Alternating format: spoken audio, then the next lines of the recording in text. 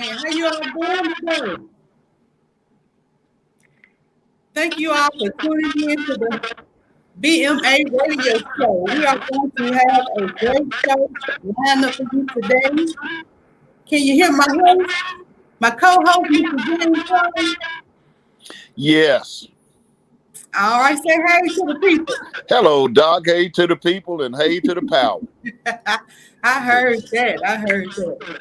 So we got a good show lined up for you all today. Doc, before we get into the work that you're doing, I want to talk about, give people a little background history on what we're going through right now. Okay. So let's kind of talk about other presidents who are doing the things that this president is doing. Sure. You know, you and I, go ahead. Say what you got to say. I mean, you know, Rutherford B. Hayes did the same thing that we've seen this president do. And I was watching a show earlier today, and I heard them talking about bringing in the federal government. And we know what happens when the federal government comes in and help deal with crime. Right. And so, you know, I think people need to be careful when they think about, you know, bringing the federal government in, because they haven't been good to us. You know, their record speaks for itself. But Rutherford B. Hayes ended Reconstruction when he removed the federal troops from the South. During the time, the federal troops were there protecting former slaves and free people and giving them the rights that everyone had, and they ended that. The president ended that. Just like this president ended all the things that Obama did. Yeah, Doc, the thing that we have to bear in mind is that when you talk about the federal troops were the embodiment of Reconstruction. And that's what it was all about. What the whole thing was all about. Just like you hear many times, especially in Mississippi, because we are in the Mississippi politics, you will hear it said, this is the first so-and-so since Reconstruction. Right. So what that means is, during the Reconstruction period, Black folk were on top. Now, I'm going to tell you an honest to goodness truth. We were doing quite well. That is because Abraham Lincoln had set things in place. He got assassinated. But 2 years after Lincoln got assassinated, the Republican Party, and that's something that we have to understand, it was the Republican Party that put full Reconstruction in place, because the successor to Abraham Lincoln was Andrew Johnson, who was from Tennessee, who was a racist. Yes. And Johnson did not do anything to assist. So between the time that Lincoln got assassinated and for 2 years, it was Andrew Johnson holding down Black folk. But then the Republicans, they had control of Congress. And what a lot of people don't know is the Republicans had formed coalitions in the southern states. Okay. So that became the embodiment of Reconstruction. And during Reconstruction, Black people were able to have political offices.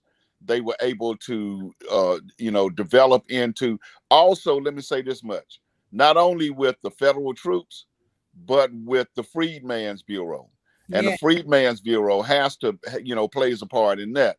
But long story short, because I don't want to be long-winded, Reconstruction was going along just fine. Everything was doing just fine. And after then, Rutherford B. Hayes needed the southern states in order to maintain his presidency. And his agreement was he was going to remove the federal troops for support from the Southern Democrats.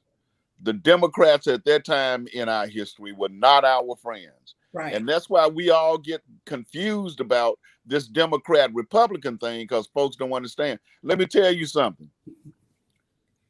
Mississippi had a large contingent of Republicans, and a lot of them were in Holmes County, Yazoo County, in those counties down in the Delta. And those black folks didn't play, because these were agitators. These were very aggressive and activist black folks. They were members of the Republican Party, the real party of Lincoln. So to your point, it was Rutherford B. Hayes who interfered with Reconstruction, to place black folk back in the situation that they were placed in.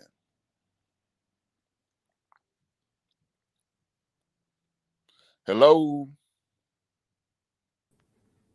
Yeah, Reconstruction lasted, what, from 1865 to 1877? About 14, about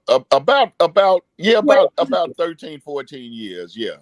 And About 13, 14 years. Reconstruction was in place in 1865, but it really didn't mean anything until around 1866, when the Republicans maintained a stronghold on Congress and also formed these Republican coalitions in the southern states. And we had black governors and representatives during that time, and they were Republicans. And, they were Republicans. You know, a lot of people don't know the history of when the party changed. Could you talk a little bit about that? 1942, Dixiecrats, because, you know, by 1942, the Republican Party had decided that they were going to favor civil rights. They decided that they were going to continue the good things that were trying to happen in the state. And when that happened, the Southern Democrats decided that they needed to have some kind of a way to stymie that. And 1942, the Democratic parties decided that they were going to name Strom Thurmond, segregationist from South Carolina, as their presidential candidate. And they became Dixiecrats. And they decided that that's how they were going to win strength and power in the South, in order to coalesce the Klan, in order to coalesce Jim Crow laws, and do all of those things that they were doing to hold black folk down. It coincidentally, the Dixiecrats lost, but people like Richard Nixon, even when Dwight David Eisenhower was elected, Dwight David Eisenhower was not an integrationist, but he was sympathetic to the black cause. But because he had gotten so many Southern votes and so much Southern support, he was always on the fence. But Richard M. Nixon, decided that he knew what the strategy was. And the strategy was to come back to the Dixiecrats of 1942, to court all of the Southern segregationists, and that's basically what they did. And the Republican Party switched from being the party of Lincoln to being the party of Southern segregationists. It coincidentally, when Ronald Reagan, okay, we all the way up to 1979 now, when Ronald Reagan ran for president, do you know what his first campaign stop was? Where? Trivia question.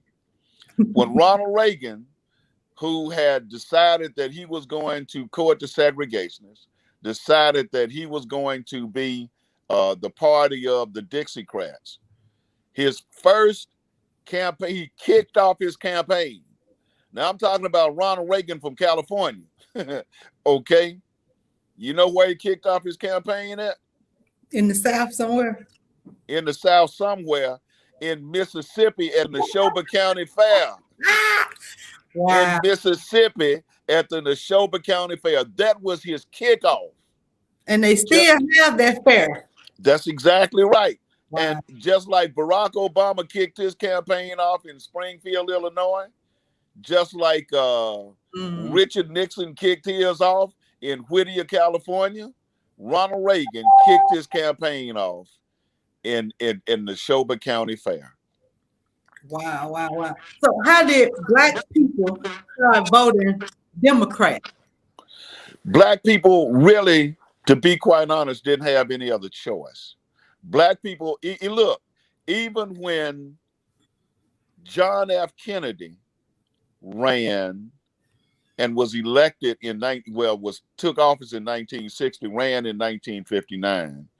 Even when John F. Kennedy ran, there was a large group of Black people who voted for Richard Nixon because they didn't understand the Southern strategy. See, the Southern strategy is something that we see now in hindsight, but the Southern strategy is not really what we thought, because a lot of Black folk were voting for Richard Nixon because they thought that they were voting for the party of Lincoln. Black people really, really, really didn't start voting Democrat and is the Democratic Party of today until Ronald Reagan. Until Ronald Reagan ran for ran for the presidency. And, when he ran in 1979, that is when Democrats started running and became the party that we know now. And you have a lot of Black women that are active in the Democratic Party, but not so much of Black men. And I'm seeing about Trump is targeting about 20% of Black men. Why do you think Black men are going to the Republican Party? Well, I think Black men are attracted to Donald Trump, and it's because of this whole macho strong thing. That's essentially what it is. When you talk with Black men, you hear Black men talking about how strong they think that Donald Trump is. You hear Black men talking about how he takes charge, and a lot of Black men, for some reason, like that. But Black women know and understand. Doc, we talked about this last week. I am totally 100% in favor of women, especially Black women, being able to help rule this country and these states in a much stronger way. Because, Black men can be, and I hate to say it, Black men can be easily duped. Black men go for the okie-doke. Black men go for this thing that they believe is power. I'm telling the truth from my heart. We'll go for the okie-doke every time, and we can be deceived, and we can be bamboozled, okay? And Black women just have this sense of what's wrong, and Black men turn the wrong meter off and do the wrong thing. So Black men have a tendency to be attracted toward Donald Trump's brassness, what I call boorish macho, and that's what a lot of Black men are attracted to. Unfortunately, they're attracted to his disrespect for women. They look beyond it. They are not attracted to it, but they look beyond it. Yeah, especially a lot of these charismatics, because a lot of these charismatic Black men, a lot of these charismatic pastors, they take their cues from other charismatics, and other charismatics are taking their cues from people like Graham and all of those people who claim Donald Trump a lot of these people claim Donald Trump as the next son of God. Yeah, I just want to let that hang there for a minute. And he didn't even know, how to pronounce the scriptures. So 2 Corinthians. 2 Corinthians. But get this, remember this, Doc. When he cleared off Lafayette Square, and Lafayette Square is a beautiful place. I just happened to be I spent a week in DC in December of 2017, working with the Committee for Law and Justice. And so every day I just walked the streets of DC, and Lafayette Square is right across the street from the White House. And Donald Trump cleaned out Lafayette Square where the protesters were, walked across Lafayette Square in front of the Presbyterian Church and held the Bible up upside down. And he actually met with those the religious community and asked them to get behind him, and a lot of them did. A lot of them did. Man does not have a religious bond in his body. No, absolutely not. No. This is just another way that people, get okie doke. I mean, that's all I can say. I don't understand it. I mean, I do not understand it, how so many people, and I'm not even saying African American, I'm talking about people, period. Right. What this man has stood for. I mean, let's go all the way back to caging babies. Okay, let's go back to these large cages where these people had nothing but thermal blankets, these shiny looking blankets that hold in the heat. Like some aluminum foil. Aluminum foil. They look like aluminum foil. And these people were sleeping on the cold concrete in the winter. Babies are being locked up. So how can you stay with somebody who has that kind of carelessness? How can you stay with somebody who looks at protesters, and they were basically protesting against Jews in Charlottesville? We know that Nazis don't like people of color anyway, but that particular protest was about Jews. You shall not replace us. Jews shall not replace us. And Donald Trump comes out and says that they were good people. Fine people. Very fine people. I mean, my goodness gracious. So, I mean, we can go on and on about that idiot. So how do we, because I'm not really at this point for any particular party. Yes. I think that we will have more power if we come together and stand around issues that affect us. Yes. And the party court us. Let both parties court us. Let them take us out for a couple drinks. I'm sorry, say that one more time. Let them take us out for a couple drinks. Let them take us out for a couple of drinks. I like that. Yes, I'm a white man wine myself, even though I will drink a red. Without, one of the things that I've always said, and one of the rays around which you and I met, was thinking around the Mississippi Democratic Party, the Mississippi Freedom Democratic Party. And I still think that's a good idea. Now, I have been a leader, literally a leader and an activist in the Democratic Party, but I will say in the Mississippi Democratic Party, but I will say openly and freely, I am not tied to the Mississippi Democratic Party. And the reason I'm not tied to the Mississippi Democratic Party is because I'm tied more so to the freedom and the emancipation and the education of my people. I think the Mississippi Democratic Party has elected a good leader in former appeals court judge Tyree Irving. I think he's going to give it his best shot. But I promise to God, with Jesus Christ as my Lord and Savior, and you see my name tagged at the bottom of the screen as Pastor James Hull, so I'm not going to invoke the name of Jesus without meaning what I say. If the Mississippi Democratic Party does not begin to be more responsive to Black people in this state, I will walk away from it and disavow it in a heartbeat. And I mean that with everything I'm saying. I apologize for getting loud, but I am not so tied to the Mississippi Democratic Party that I'm going to allow it to continue to pimp and prostitute my people. Pimp and prostitute. That's yes. They've been doing. They've been pimping us. Been pimping us. They've been pimping us because they are putting us out there on the street, getting those votes, and we don't get anything in return. Okay. And they have been prostituting us because we've been willing for a prostitute is a willing participant. Mm. A prostitute is somebody that willingly allows him or herself to be pimped. And that's what's going on. We are being pimped and prostituted. And as much as I love Judge Irving, as much as I love my members of the Mississippi Democratic Party, I repeat, I will walk away from it on a heartbeat and disavow it if we don't get our act together, and if we don't begin to put some heartfelt emphasis on our people.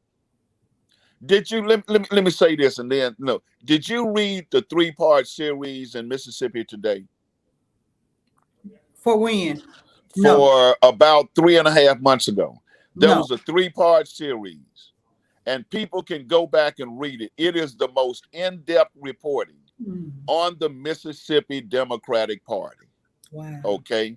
Part 1 was on where is the party? What is the party doing? Why is the party being a total stepchild to the Mississippi Republican Party? But part 2 was on why is it that 85% of the party is black and we don't have any black leaders? We don't have any black party officials. At the time, the chairman of the party was not African American. The 2 paid staffers on the party were not African American. All 3 of them were white males, and all of the black females, which was as close to people of color, had been fired from the party. And part 2 of this article was, why aren't black people being consulted? Why aren't black people being more visible? Why are black people 80% of the party and 0% of the leadership? And that's what we're dealing with. So I'm doing my very best to be a part of the Mississippi Democratic Party, but I promise to Jesus, I'll walk away. I'll walk away, Doc. I'll walk away. I heard that. I love it. You know, this young brother, Carthan, right? With the Freedom Democratic Party, you know, like they didn't have the most active Freedom Democratic Party since 1964. Okay. They've been consistently active in Holmes County. That's a lot beautiful. of people don't know the power and the history of the people there in Holmes County. Yeah. We should be going to school. Yeah. Public schools is the ones of the people in Holmes County. Yes. Although we had Brown versus the Board of Education, it was Holmes County versus Alexander, or Alexander versus Holmes County, that actually gave us and made them integrate the public schools here in Mississippi. Holmes County has always been strong. Holmes County is the home of Robert Clark. Hey man, there you go. You from Holmes County. Oh, by the way, my wife is from Holmes County. Okay, so I got some Holmes County in my house. You know, Robert Clark is from Holmes County, and that's, you know, strong folks in Holmes County. Look, let me tell you how strong Holmes County is. I'm a child of the Most High God, and the beginning of the Church of God in Christ was in Holmes County. Wow. So Holmes has a history. Yes. Not a political history, a religious and theological history. Yes. But Doc, let me tell you this much. I believe in diversity. I believe in inclusion. Mm-hmm. I believe that we need to rally around ourselves as whites, as blacks, Asian, Hispanics. I believe we need to consistently continue to fight for the rights of the LGBTQ community. I believe in all of that. But I believe in black folk. Okay? When I was weaned off my mother's teat and started drinking a bottle, I was weaned into looking out for black folk. And as much as I believe in inclusion, as much as I believe in diversity, as much as I believe in this fight that we should be trying to have. I believe in Black people, and we've got to do everything that we can to empower Black people. Yes. I'll get off my soapbox. No, people are enjoying this. People need background knowledge. We have conversations and they just be surface level conversations. People Yeah. don't know the history on what's going on today. Yes. Everybody got an opinion. Yes. We have people like Ice Cube coming up with their contract with America, and he said he met with both sides, but it has caused him to get some backlash. Yes. Have you been following that? I have not been following. We could talk more about it, and I'll tell you what my response is. Well, the Trump administration came out and Same said, difference. look, even though we thought Bush was bad, hey, he ain't compared to what we got. Yeah, man. Look, I say same difference, but I think I might want to go back to Georgia. So the Trump administration came out the other day and said that they are working with Ice Cube and that their platinum plan came as a part of his contract with America. Well, I watched a couple of interviews that he did. He did an interview with Roland Martin, and Roland Martin read both plans. And when you hear platinum plan to Black people, that sounds good. But yeah, it does. Yeah. Plan. Sounds expensive, don't it? Yes. And they want to sign up. But when you read the 2-page plan, there is nothing that's tangible that Black people are receiving. And when Roland Martin asked Ice Cube, what are some of the things they took from his contract with America? He couldn't tell you. He couldn't answer the question. Yeah. Well, just this morning, for the very, very first time, when I was checking my news feeds and CNN news and several other news feeds, I saw where Ice Cube was saying that he didn't endorse Donald Trump. And I had no idea what that was about because I had not heard anything about this agreement or contract that he had signed with him. It makes more sense now what I read this morning. The deal of it is these cats, Ice Cube, Kanye West, and people of that ilk, they are still drawn to celebrity. They don't, in my mind, I'm just saying this in my mind, and I might be wrong. Mm-hmm. They don't have any loyalty to the cause. They have loyalty to what they think are Black people.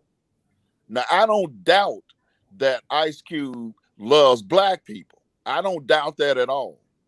But many times their efforts are so misguided because they can easily go for the okie doke.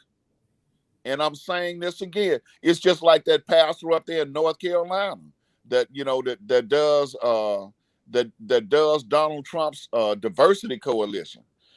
These people are drawn to celebrity. And thank God, people like you and my celebrities when I was growing up were people like Rudy Shields, people like Bob Moses, people like John Buffington, people like Ralph Featherstone. I grew up with these people. I grew up sitting at the table with them. I grew up sitting at their feet, listening to them talk about the Black experience and Black people and what the cause is, okay? Ice Cube is not connected to the cause. He might be connected to Black people. He might have come out of Compton. He might be straight out of Compton, okay? But he's not connected to the cause. You're right.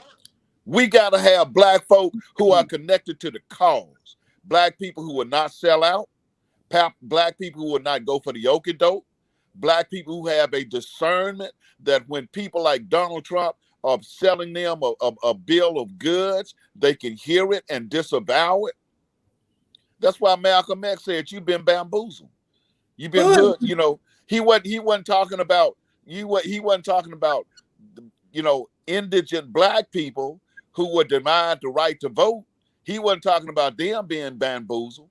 He was talking about the folk that were leading the indigent black folk who were being bamboozled and being hoodwinked. And so I don't care anything about Ice Cube. Now that you've made me understand, he's just another brother who got hoodwinked by Donald Trump. That's all that is, nothing more. And he knows it. That's why he's coming out saying that he doesn't endorse Donald Trump as president, because he knows it ain't nothing but the okie doke. Right. And, and so I just wanted to bring that up. A lot of people, especially on social media, has been talking about it, and they've been talking about canceling Ice Cube. Once we make mistakes, we can't be so quick to cancel people. This whole cancel culture is just running out. Right. Right. He's just learning. We all are on a learning curve. We all on a learning curve. And look, sis, this is the deal. By the way, let me say this. Let me interject this. I am so grateful to the Southern Echo Inc. for allowing us to be on for this month and to assist. I am so grateful to Mr. Socrates Garrett for inviting us and you to help sponsor this program. And I just want everybody to know that it is Southern Echo and Rachel Mays and Brenda Hyde and all of those people over there at Southern Echo who are helping us to be on. But Doc, what we've got to understand is, getting back to the Freedom Democratic Party, we have got to form our own influence. Now, I chose that word. Particularly carefully, because I'm not saying we've got to form our own party. Okay, because as soon as we form our own party, they're gonna come gunning for us. All right. They're gonna find me in the bed with a little boy, and they're gonna have a picture of me with cocaine coming out of my nose. You understand what I'm saying? I know all too well the games that they play. My father is a victim. Exactly. But you mentioned us starting our own party, and I want to mention that P. Diddy came out with I think it's Black. What's the name of the party? It's some type of black party. Right. That is coming out with that he's trying to organize. And we're trying to organize people in Mississippi, not necessarily a party, but for us to come together and have an agenda that we all stand behind. And we know our number one issue is economics. Number one, economics. Economics. Number two, which is a distant second, because I agree, number one is economics. We've got to be able to finance our own businesses. And let me tell you what I say on my radio show up here in North Mississippi. Mm-hmm. There was a time when we had leaders all the way from Malcolm X to Harry Belafonte to Martin Luther King Jr., even Sammy Davis Jr., when he wasn't in the back room snorting cocaine with Frank Sinatra.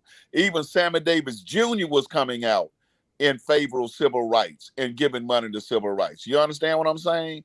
We had people like that. Today's Harry Belafontes have got to be the P. Diddy's of the world. Today's Wilt Chamberlain, today's Bill Russell have got to be the LeBron James of the world. Yes. These people alone can start their own banks. Yes. These people alone can start their own lending agencies to be able to finance dry cleaners. Heck, I don't mind having a dry cleaner in Tupelo, Mississippi, and name it the Black Cleaners. Okay? Right. Just name the thing the Black Cleaner so everybody know who's financing it and what it is for. So yes, economics is number one. Politics has got to be number two, Doc. It's got to be number two. And we are catching on. Killer Mike and some more guys out of Atlanta announced last week that they have created their own online banking. I saw that. Yes, I saw that, which was a very good start. And that's kind of taking the Walmart model. You know, Walmart has basically an online, they basically have an electronic bank. And they do various green dot bank. And even though I have 3 checking accounts at Trustmark and I got 4 credit cards in my pocket, I got a green dot bank card too. And I mean, I do, because it is a working, operating bank, and they have, you know, they got good stuff. So when everybody else wants to close down, Walmart has wood forests. Now they even have a bank with facilities. And do you know, at 3 o'clock in the afternoon, when you can't go to no bank, you can go to Wood Forest Bank and cash a check or write a check, or on Labor Day or Christmas Day. And the only thing I'm saying is, we talk about Black folks and we talk about how we are for Black folk. We don't cater to Black people. But Walmart was able to say, Black, you know how many Black pastors get out of church on Sunday afternoon at 2 o'clock trying to find a bank to cash that check? When I got out of church today, Doc, and I know this sounds like I'm in the weeds, but I'm not. When I got out of church today and stopped in Tupelo at the Walmart because I had a recipe that I wanted to fix for my wife, I saw 3 pastors pushing buggies through Walmart. 3 pastors. So me makes 4 in Walmart at a certain time. So you know Walmart is capitalizing off Black preachers cashing their check at 2:30 in the afternoon on Sunday. Think about that for a moment. Do you know how many of these country preachers need a place to cash a check on Sunday afternoon at 2:30? So that's economics, Doc. That's economics. And that's what we want to do with BMA. We want to bring people to the table and talk about, okay, what do the federal government need? You know, we talk about people doing business with Black people, but we don't even have the product, the materials to even supply if they can't afford to do business with us. That's exactly right. We don't have that. And that's why we need to, about 6 or 7 years ago, I decided that I wanted to try to help spearhead another Black policy movement. Mm-hmm. And when I did my research, I found out that the last attempt to develop a Black policy movement was in 1962 in Gary, Indiana, when Richard Hatcher was mayor. That was a long time ago. And what I found out is that nobody has made an attempt since 1972 to develop a Black agenda. Okay, so I developed this thing called the National Black Agenda, and my thing was this: we can develop the National Black Agenda off of the principles of Kwanzaa. Wow. See, Black folk don't want yes, Black folk don't know the power of Kwanzaa, and they run away from it because they think that it's going to take the place of Jesus. I mean, we just don't know. We think Kwanzaa is some kind of religion. Kwanzaa is not a religion. Exactly. Kwanzaa is a celebration of the principles of Africa. Yes. And those 7 principles of Africa is what made Africa the ruling continent in the world. We got a question, Doc. We got a caller, Doc. Let's see. Hold on. They hung up. So call back, caller. You all want to be a part of our conversation, give us a call, 601-948-5950. That number again, 601-948-5950. I'm here with my co-host, Pastor James Hull. He's been with the Democratic Party for how many years, Doc? Oh, I've been with the Democratic Party since I was a child. I was with the Democratic Party when Dr. Aaron Henry was one of my heroes, and he was big in the he was one that transitioned from the Mississippi Freedom Democratic Party into the mainstream Democratic Party. So I've been in the Democratic Party since I was about 15 years old. All right, here's what I call it. Hold on one minute. Sure. Hey, call you on the air. What's your question or comment? Hey, good afternoon. Listen, I was just listening to y'all talk about the banks. I was reading the article today. According to the FDIC, there's about 20 African American banks in America. 20 black banks in America, okay? According to the FDIC. And in, I think, 2001, there was 48. Wow. About the Greenwood Bank that you mentioned about. Green Dot. Green Dot. No. Greenwood Bank. Greenwood. Okay. That's the name of the online bank that Killer Mike initiated virtually. But it's interesting because when I read that statistic, and I'm all about numbers because the numbers let us know how well we're doing, the decline of black banks, they say, is basically due to systemic racism. I mean, everything is due to systemic racism. I appreciate that information. Yes. All right, thank you. Thank you. You know, I really have to say this. Let me say this again. The purpose of BMA is for us to bring together our collective resources so that we can have political power. Like us within these silos is not going to get us where we're trying to go. Like one thing we can say about the Republicans, whether they're right or wrong, they stick together. We have to come together and say, like I said, list all these things that the government and other agencies need, and we come together and create black businesses that can provide those resources for those different government agencies. Like that's the first step to economic power. I was watching Dr. Claude Anderson.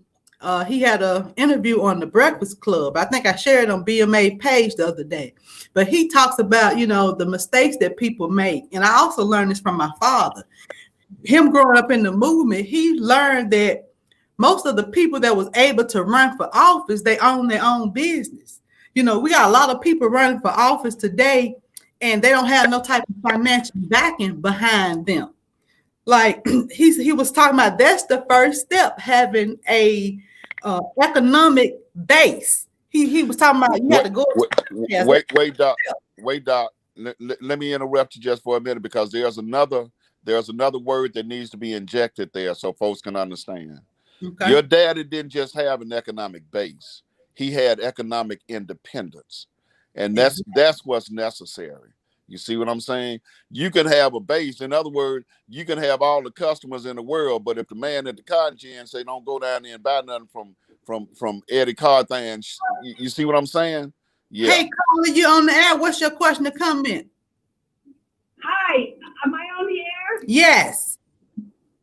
My name is Eileen, and I'm calling from the road. I'm on Interstate 20, and I've been listening to your very wonderful radio show for about an hour now. Oh wow! And I just wanted to say to you, I'm a white woman from New England. I'm driving home to New Hampshire.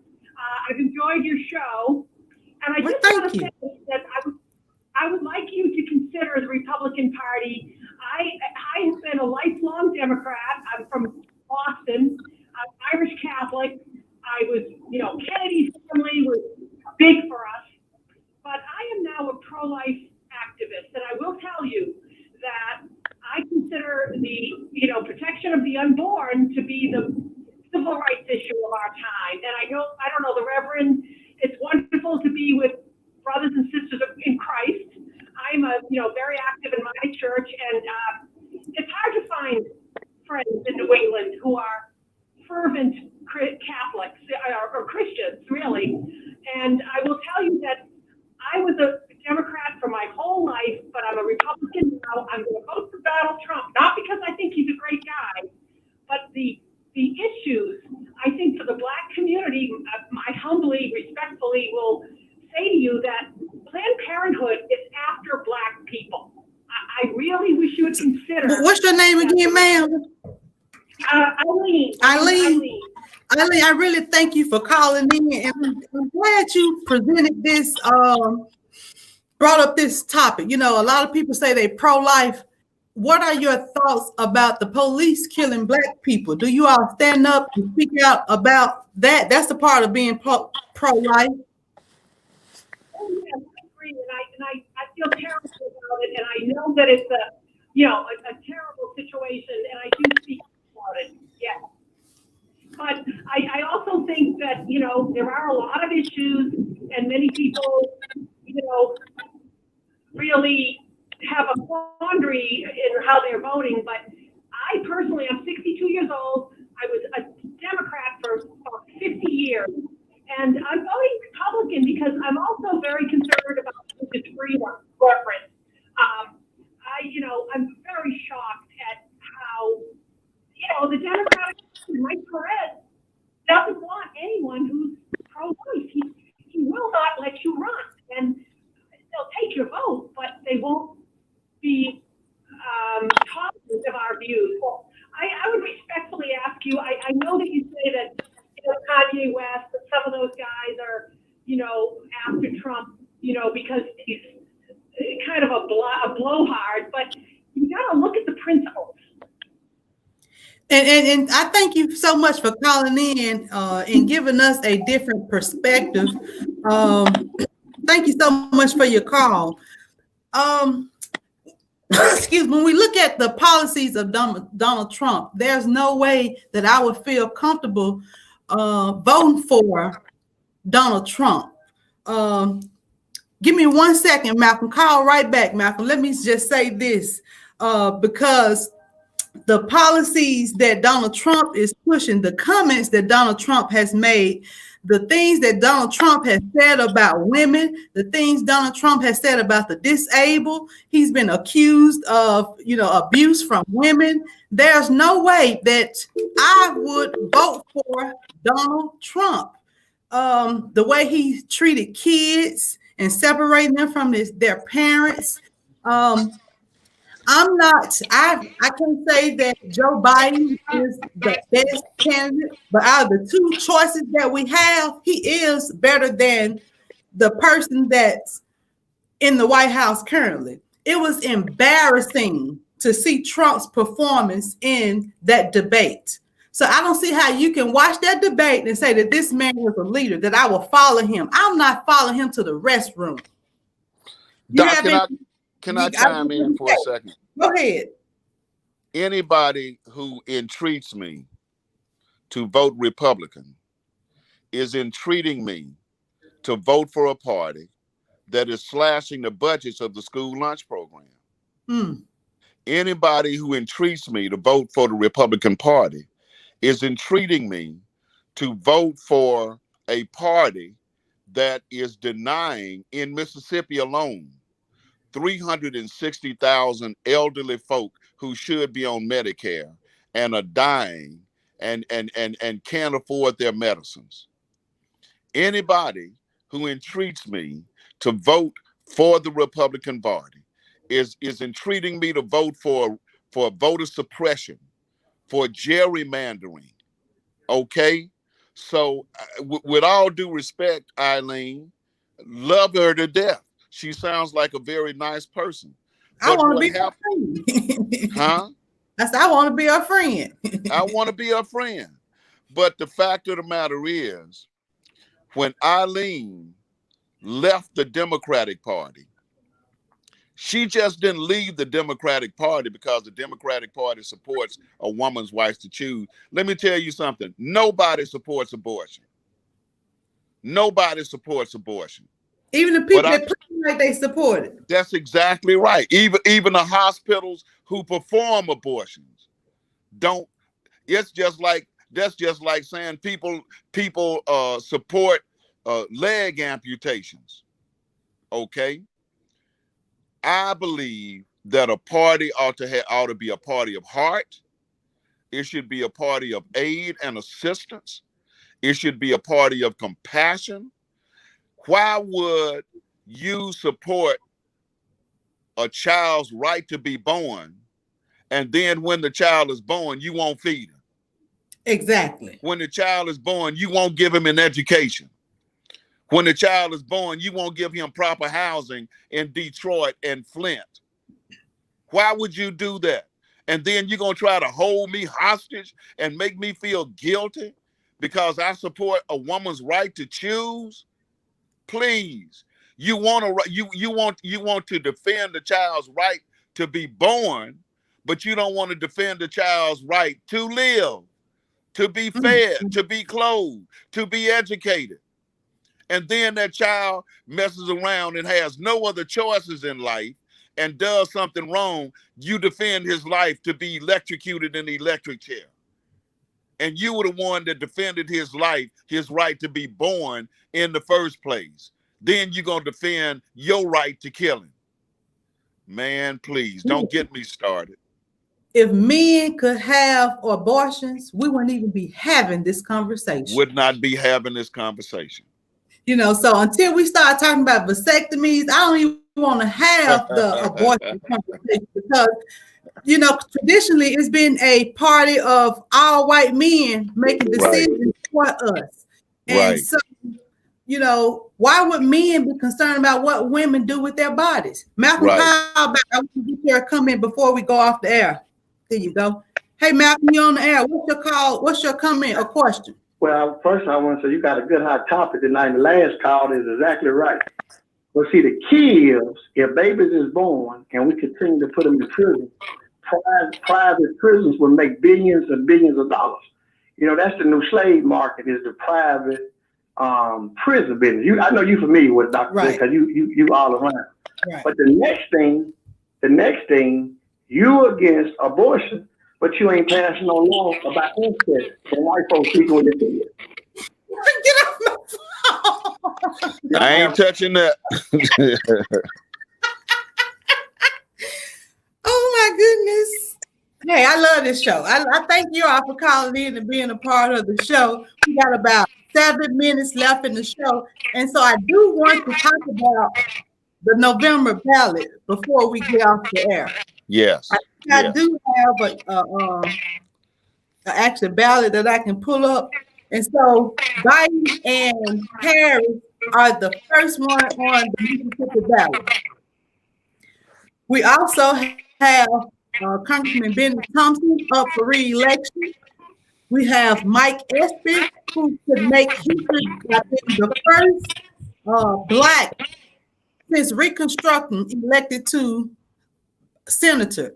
And so we also have Latrice Westbrook to make history by being on the Mississippi Supreme Court.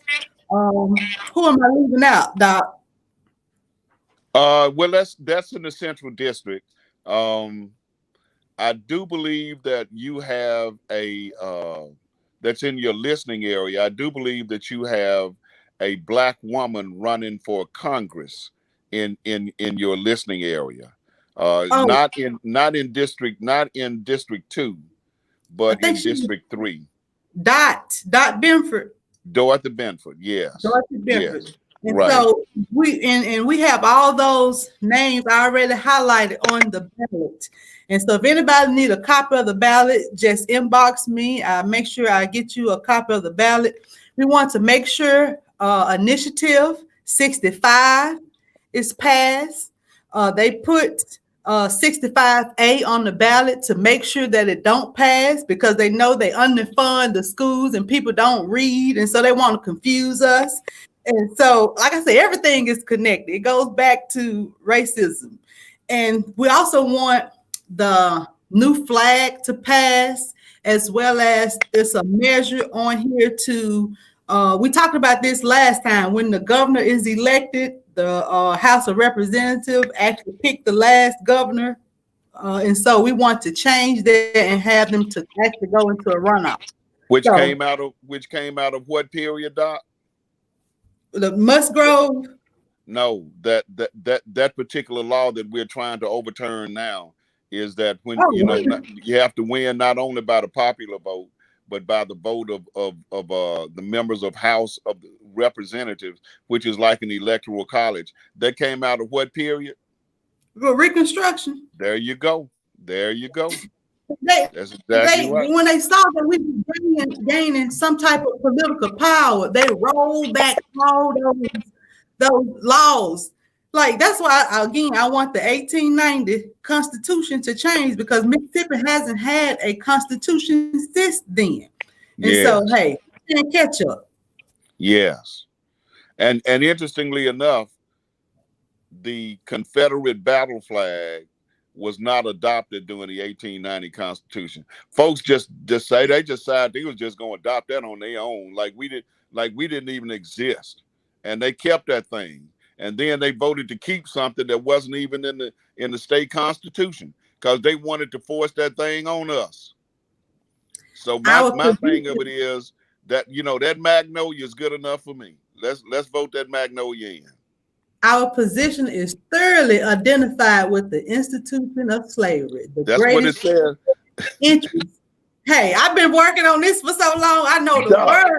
That's the first line. That's the first line. Thoroughly identified. And the thing about it is, the last line is important. The greatest material interest of the world. Wow. Isn't that interesting? First, it's not the first line, really. But in the South Carolina Articles of Succession, same thing. They try to do something different. In the Virginia Articles of Succession, same thing. Yeah. These folks were talking about slavery. That's what they were talking about. They were talking about slavery. I mean, who want to give up their free commodity? Who want to give up their free land? Who want to give up their free? It was their economics, their power. They put that cotton bales on ships, shipped them to England, and made some of the finest, most expensive clothing in the world, and came back and sold it to folks who made a killing. And the English got so good at what they were doing that they decided to put all of the textile industries on the Eastern Seaboard. It was too much to ship those expensive clothing from England back to, I'm talking about the tweeds, Doc. You don't hear talking about no tweeds. You see what I'm saying? You don't hear folk talking about tweeds unless they about to pay some money. Mm-hmm. All right. And they took all of those English textile industries and they placed them on the Eastern Seaboard, and that's why they made our clothes, some of the most expensive clothes, out of cotton. And that's what was all about. Cotton definitely was king. So this has been a great show, Doc. I really, really enjoyed. Oh my goodness, I think people have enjoyed this conversation too. And so make sure you all tune in to BMA Radio Show. Our next meeting is virtually the first Wednesday at 12 noon. Again, we have to organize. That's how we come together and get our economic and political power. So join BMA today. Again, thank you all for tuning in to BMA Radio Show. Do you have any important words, Doc? Well, Doc, I just hope that, first of all, we go out and vote. I've said that 10,000 times, is that, even being a pastor, the most important thing that a Black person can do in the state of Mississippi is vote. Because you can pray all you want to, but praying ain't gonna change a whole lot unless we vote. And secondly, I would like to commend BMA on what you're doing. By you, I mean the plural you, what you're doing in order to highlight the need for economic development, the need for business development, and the need for banking development in our state and among our people. So thank you so very much. And one last thing, thanks again to Southern Echo for helping to fund and sponsor this program. Yes, again, thank you, Southern Echo. Thank you, Mr. Gold. Again, that's why I learned a lot of this stuff. Make sure you all tune in next week to BMA Radio Show. We appreciate you all listening. See you next week. Amen. God bless.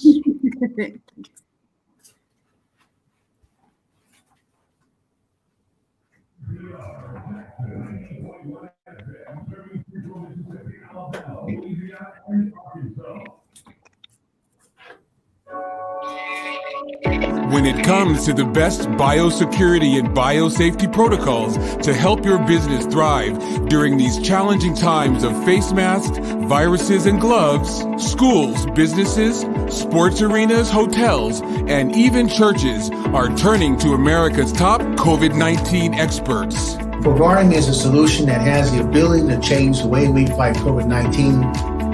Hi, I'm Socrates Garrett, Chief Operating Officer for SRS Inc., the single source solution for biosecurity protocols. SRS will ensure that your business does not shut down. What separates SRS from other companies? We understand that. Have you had your Earth Blend coffee today? At Earth Blend Coffee, we take